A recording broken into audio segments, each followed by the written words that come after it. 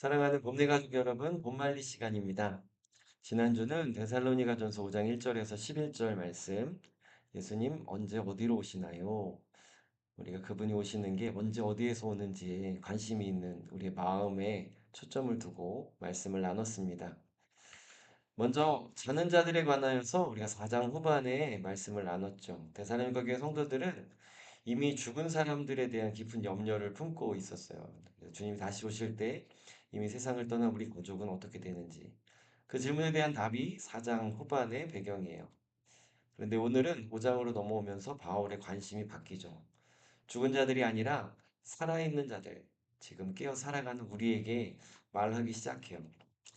예수님의 재림은 단순한 정보가 아니라 우리의 삶의 태도를 바꾸는 진리이기 때문에 이제 좀 더 현실적인 권면들을 하기 시작합니다.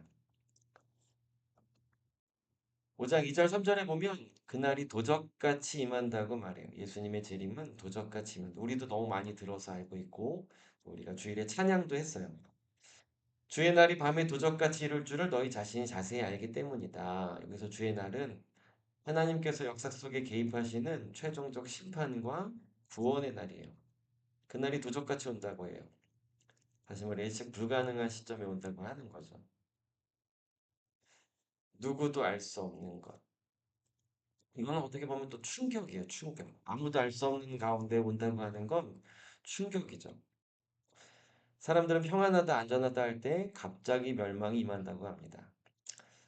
우리 시대도 좀 그렇지 않아요? 지금 너무 평안하고 잘 살고 좋아 보이고 돈 벌고 먹고 쓰고 여행 가고 여러 가지 일들이 많이 있지만 언제 임할지 모르는 거죠. 그날이 준비 없는 자들에겐 충격의 날이지만 또 깨어있는 자들에게는 도적같이 임할 수 없다는 암시기도 해요. 두 번째는 이 사실을 아는 것과 모르는 것에 대해서 우리가 함께 얘기를 나눴어요. 형제들아 너희는 어둠에 있지 아니하매 그날이 도적같이 너희에게 임하지 못하리니 여기서 중요한 구분이 등장합니다. 어둠에 있는 자들, 세상적 가치에 묶여서 영적 감각을 잃은 사람들을 이야기해요. 영적 감각. 각자에게 떠오르는 그림들이 있죠. 빛의 자녀들은 복음의 진리를 알고 재림의 소망 안에서 살아가는 사람들입니다. 우리가 이 이해는 모두가 똑같을 수는 없어요. 하지만 이게 어떤 의미인지 각자의 수준에서 각자의 상황에 맞게 이해를 하고 계실 거라고 믿어요. 이건 단순히 이제 정보를 아느냐의 문제는 아니라는 게 명확하죠. 우리가 정보를 알고 그 사실을 내가 인지하고 있고 이것이 아니라 선명하게 말씀드리면 내 방향이 어디를 향하고 있느냐의 문제라는 거예요. 예수님의 재림을 공포로 아는 사람은 방향을 살펴봐야 돼요. 어둠 속에 방황하고 있는지 몰라요. 재림을 소망으로 기다리는 사람은 이미 빛 가운데서 명확한 방향을 걸어가고 있을 가능성이 높습니다.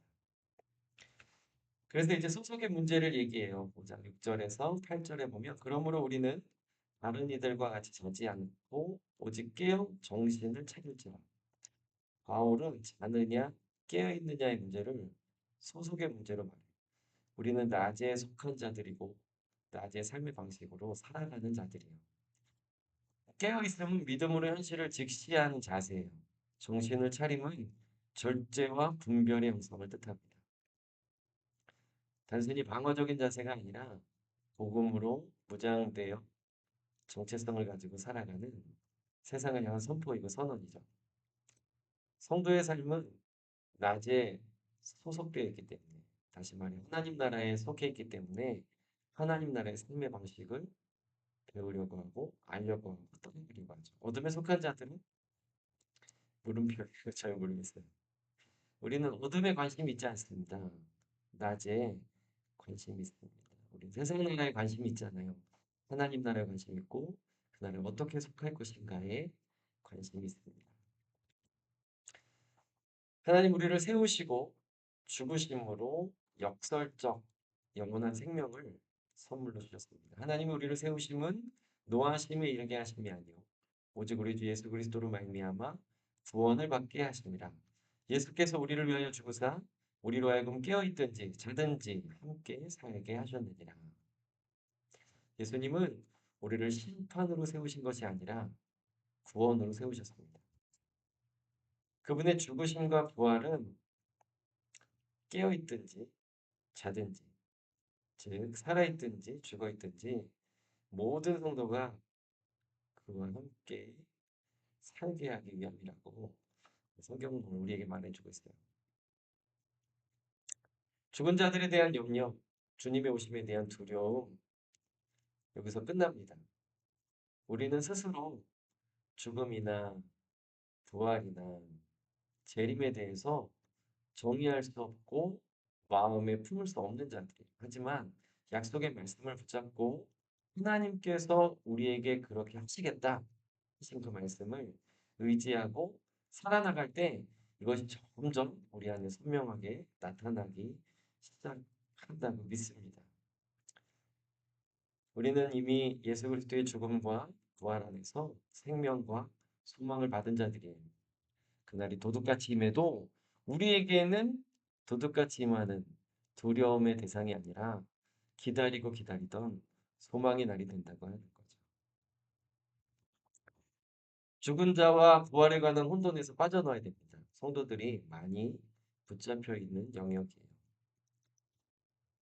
그래서 이제는 우리가 재림을 두려움으로 기다리지 않고 기쁨으로 기다리게 되는 것이죠. 우리에게는 더 이상 두려움의 사건이 아니라 소망의 사건이라는 거예요. 여기 나와 있듯이 예수님의 재림은 계산하는 사건이 아니에요. 언제 오시나, 어디로 오시나, 왜 그쪽으로 오시나 이런 게 아니라 재림의 이 사실 안에서 우리가 말씀을 의지해서 어떻게 살 것인가에 대한 결정의 사건입니다. 우리가 그 혼돈 가운데서 빠져나오시죠. 그러니 오늘을 어떻게 사느냐에 따라 우리는 그 나라에 대한 확신이 더욱 생길 것입니다. 기도하겠습니다. 하나님, 우리에게 그날이 도적같이 임한다고 말씀해 주셨는데 그래서 혹자들은 두려워하고 살아갑니다. 하나님, 우리도 때로는 두렵고 또 염려되기도 합니다. 주님, 하지만 오늘 말씀 따라 주님께서 우리 안에 이미 행하신 일들, 또 말씀을 통해 약속하신 일들을 붙잡고 오늘을 어떻게 살지를 결정함으로 주님의 그날이 소망의 날, 기다림의 날, 기쁨의 날이 되는 우리 모든 성도들 되게 하여 주옵소서. 예수님의 이름으로 기도합니다. 아멘. 주일에 뵙겠습니다.